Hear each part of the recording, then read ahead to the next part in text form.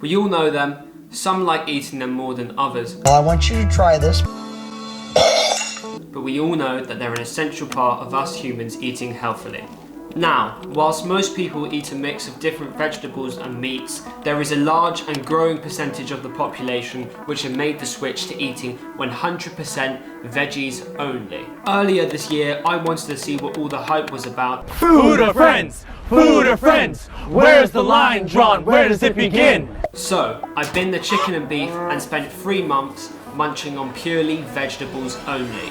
Needless to say, my vegetable-only diet did not last past those 3 months. And in this video, I'm going to explain in 5 points why I quit eating vegetarian. After I list the negatives, I'm also going to be listing the benefits I noticed during my time as a vegetable munching being.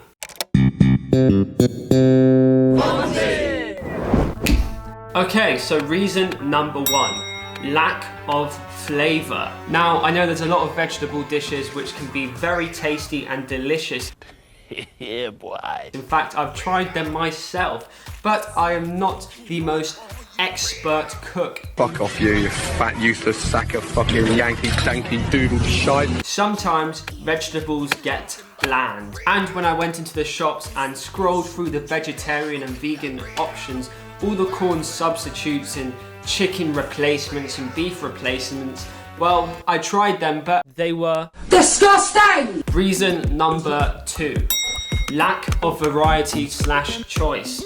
This was a big problem for me. When I went into my local supermarket, or in general most supermarkets that I went into, the vegan or vegetarian aisle was quite dry, and normally it only consists of a few different options. If you're not eating vegetarian, you can go into a supermarket and pick up a lovely 4-minute ready meal which you bang into the microwave, 900 watts, 4.5 minutes maybe if you're pushing it, and you're done. Something nice, quick, easy, no washing up, no stress. But the ready meals available in the vegetable aisle are just pretty much non-existent. Normally there's 1 or 2 options max, and the only one which I really saw was the vegetable lasagna.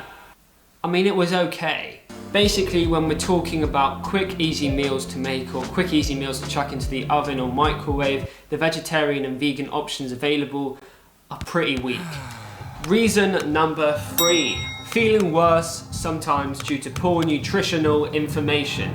And I know there's going to be a lot of vegetarians and vegans screaming at the screen right now. No! Saying, Vonzi, well, you can make nutritious and delicious vegetarian meals, and that is true.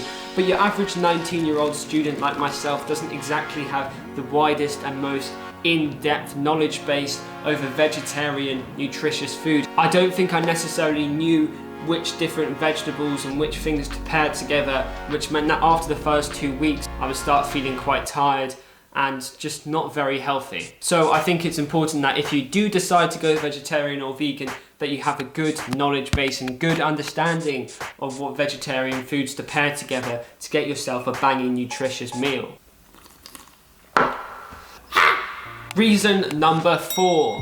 Poor takeaway and restaurant options. Now, this point probably isn't the most important or I guess annoying thing about eating vegetarian, but I do get the odd takeaway. And I found that getting a takeaway when you're a vegetarian can be quite depressing. You're safe now, Cal. Thank you. A specific time rings into my head when I was with my friend Felix and we were ordering a takeaway. I remember we were getting a Five Guys and he ordered a lovely 11-ounce cheeseburger. Lovely.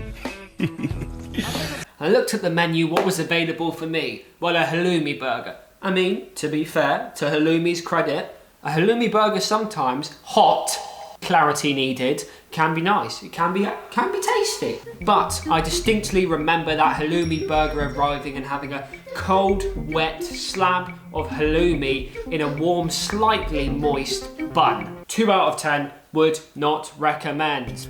Also, I found that when you're going out to eat at a restaurant, normally the menu is made up of 70 to 80% of meals based on chicken or meat, and the other 10 or 20 or 30% of that menu is vegetarian options, which means that normally you only get a choice of 2 or 3 vegetarian dishes which you can choose from. The variety is limited, and that can affect your overall experience. It affected my experience. Reason number 5, it requires a lot of effort to cook good vegetarian meals in comparison with the effort level required to cook a good meat or chicken based meal. Maybe this is just because I've grown up my whole life cooking meals based around chicken and beef, so when I made the switch fully to only eating veggies, I had a bit of trouble banging out some nice dishes. Me eating vegetarian also pissed off my family. I suppose this point isn't very important if you're living by yourself, which I am now because I'm at uni, but back when I was living with my family, it became quite hectic because at all meal times, everyone was cooking 2 different meals, and it just became complicated, and eating together as one family started to become a more complicated process, resulting in my family getting a little bit pissed off with my new diet at the time. However, having said that, there were some benefits which I noticed during my 3-month period of munching on vegetables. Benefit number 1. When you're not eating crappy corn or tasteless chicken or beef substitutes, but instead cooking a proper, freshly prepared vegetarian meal, and I definitely found that I felt more healthy and it felt more natural. After I would eat a proper vegetarian meal, I would feel more energized and ready to get up and go and get along with the day, versus a lot of the time when you eat a big meal based around chicken or meat, after you eat you can actually feel a lot more tired and a bit energyless. Benefit number 2, a very obvious one, that eating a vegetarian or vegan diet is going to have a positive impact on the environment. I just watched David Attenborough's witness statement and my vision for the future, and it kind of reminded me that, oh, I should probably be eating more of a veggie-based diet. Benefit number 3, it can be affordable. I've often heard lots of people say, oh, but a vegetarian diet is very expensive and is unaffordable, but I've got to say I think that's a load of rubbish. You can definitely have a vegetarian diet and do it on the cheap. I've banged out quite a few nice, decent, cheap veggie meals. Benefit number 4. This is a bit of a weird one. I don't think it's going to relate to anybody else out there. It's only really one for myself. And that is that you can eat absolutely everything on your plate. There's no chunks of fat. And by I mean that, I personally hate it. It's the worst feeling when you dip your fork into a pork or lamb stew. That's what we used to get at school. I dip it in and I think it'd be a nice little bit of beef I'm about to have, maybe in a curry, and I'd eat it and it'd just be one chunk of fat. It's disgusting. However, when you eat vegetarian food, you don't have that at all. You never have to be worried about that. Again, very obscure, weird benefit, but it is one for me. Point number 5. If you eat a vegetarian diet the right way and have a balanced, good diet, then it is definitely healthier for you. In conclusion, being a vegetarian is just not a valid option right now for me.